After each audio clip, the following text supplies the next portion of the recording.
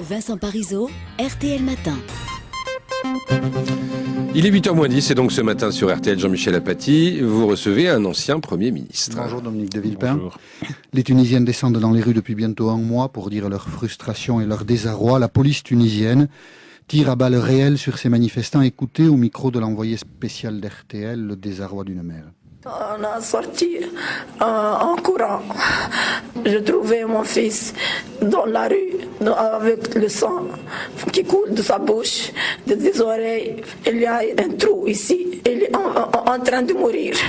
Un pouvoir qui laisse tirer ou qui fait tirer sur ses concitoyens est-il encore crédible sur la scène internationale, Dominique de Villepin ? C'est un pouvoir qui tient à un fil dans une situation de crise ouverte, mais qui a aujourd'hui la possibilité du rebond.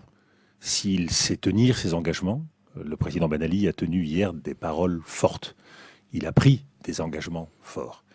Vous l'avez dit, après autant de morts, des dizaines de morts en Tunisie, il y a un devoir du pouvoir, c'est celui de mettre en œuvre rapidement les promesses qui ont été faites. C'est vrai en matière de liberté d'information, c'est vrai en matière de perspective politique. Il y a un verrouillage, un pouvoir bloqué sur le plan politique. Il y a donc des réponses très fortes à apporter. Et puis il y a un avenir à donner à cette jeunesse tunisienne. Ne l'oublions pas, sur les 10 millions de Tunisiens, 5 millions ont moins de 25 ans et sont aujourd'hui frappés par une crise très importante, qui n'est pas une crise économique ou sociale qui frappe la seule Tunisie. C'est aussi la conséquence de la crise mondiale. Mais des réponses doivent être apportées. Le président Ben Ali a demandé hier aux forces de police de ne plus tirer à balles réelles sur les manifestants, ce qui sous-entend que les policiers avaient la possibilité de le faire. Il y a eu encore deux morts hier. Comment continuer à diriger un pays quand on a autant de morts sur la conscience ? C'est manifestement 3 semaines noires pour la Tunisie. Je le redis, pour l'intérêt général des Tunisiens, il y a des engagements forts pris par le président Ben Ali. On peut imaginer toutes sortes de réponses. Je crois que la Tunisie doit sortir de cette crise. Mais avec le président Ben Ali, c'est possible ? Le président Ben Ali prend des engagements. Sa légitimité, sa seule légitimité aujourd'hui, ou en tout cas sa plus grande légitimité aujourd'hui, ce sont les engagements qu'il a pris. Parce que ces engagements-là, malgré ce qui s'est passé. Oui, parce que ces engagements-là peuvent permettre à la Tunisie de sortir du chaos dans lequel elle est en train de plonger. Et ce que je souhaite, c'est qu'il y ait un sursaut, qu'il y ait une capacité de l'ensemble des Tunisiens à s'unir, une capacité du président Ben Ali à sortir de cette logique de verrouillage politique par quelques-uns, et qui soit donc amené à apporter, par quelques-uns, quelques familles. On doit donc sortir de cette situation. Cela implique des gestes forts.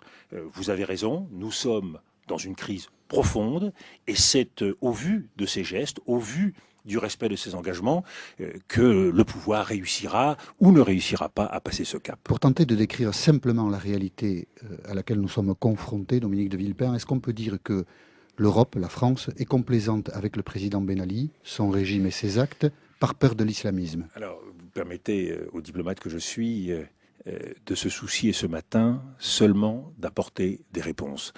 On est, et c'est votre rôle de commentateur, d'observateur, que de donner des bons et des mauvais points. Le rôle du responsable politique, c'est d'essayer d'apporter des solutions. C'est vrai. Il y a des valeurs tout de même. C'est vrai. Jean-Michel Apathy sur les manifestants.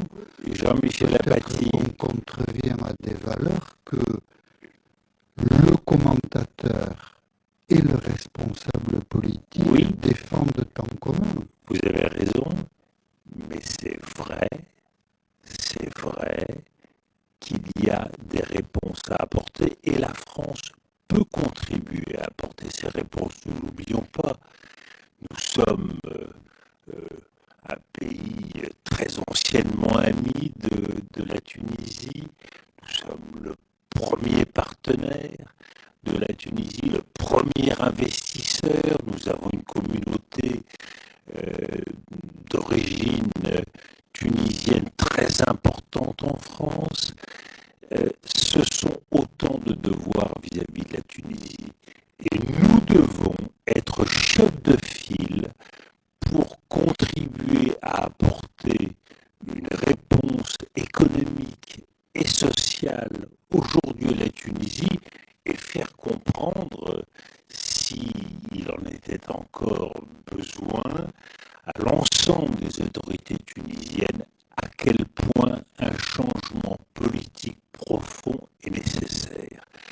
Le président Ben Ali a indiqué qu'il ne serait pas candidat en 2014, mais cette perspective-là ne saurait seulement suffire. Il y a donc des gestes très forts pour ouvrir le pays, changer la donne sur le plan politique, et cela seul sera susceptible de rassurer les Tunisiens. Et vous n'avez pas répondu à ma question, peut-être parce que vous ne voulez pas y répondre, mais je voudrais juste le vérifier. On a peur de l'islamisme en Tunisie, c'est pour ça qu'on soutient Ben Ali. L'islamisme a été contenu en Tunisie. Je ne crois pas qu'aujourd'hui on puisse s'abriter ni devant la crainte d'une ingérence vis-à-vis d'un pays ami, je l'ai dit, on a des devoirs, ni devant la crainte de l'islamisme, compte tenu de la situation qui existe en Tunisie. Le problème de la Tunisie aujourd'hui, c'est un problème social, un problème économique et un problème politique.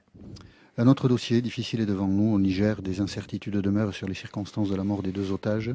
Faut-il employer tous les moyens pour empêcher les prises d'otages des ressortissants français désormais par ceux qui nous menacent en Afrique notamment? Je l'ai indiqué dès le lendemain de ce drame. Nous avons bien sûr à nous mobiliser face au terrorisme. Mais attention à l'engrenage de la violence. La force ne saurait être, l'emploi de la force ne saurait être, à elle toute seule, une politique. C'est une façon de condamner l'emploi de la force dans cette circonstance, Dominique de Villepin? C'est une façon à la fois de soutenir le choix qui a été fait, mais qui doit être un choix ponctuel. Le gouvernement, le président de la République, ils ont estimé que dans la situation précise auquel nous étions confrontés, il y avait nécessité de recourir pour éviter le passage de la frontière, pour éviter une situation encore plus difficile pour nos otages. Il fallait tout tenter pour les libérer. Mais je constate que les 3 interventions militaires successives qui ont eu lieu, celle pour libérer Michel Germano en liaison avec les forces mauritaniennes, celle dans le cas du Tanit en Somalie pour libérer un otage, et puis cette dernière ont échoué. Donc je le redis, l'emploi de la force n'est pas tout seul une politique. Il faut donc être beaucoup plus ambitieux que cela dans la recherche du renseignement, dans la coordination de nos actions avec l'ensemble des pays voisins. La mobilisation, nous voyons bien que cette mobilisation est encore insuffisante dans la région. Certains pays restent à l'écart de cette mobilisation. Donc nous avons un effort global à faire et pas seulement à recourir à l'emploi de la force militaire qui risque de cristalliser contre nous davantage de mécontentement. Le président de la République a annoncé son intention de convier les anciens premiers ministres pour évoquer l'organisation du prochain G20 en France, qui aura lieu à l'automne. Répondrez-vous positivement à la sollicitation de Nicolas Sarkozy, Dominique de Villepin? Bien sûr, bien sûr. La présidence du G20, c'est un grand enjeu pour la France. La dernière fois que j'ai vu Nicolas Sarkozy, c'était à l'occasion de la présidence française de l'Union européenne. J'avais répondu dans les mêmes conditions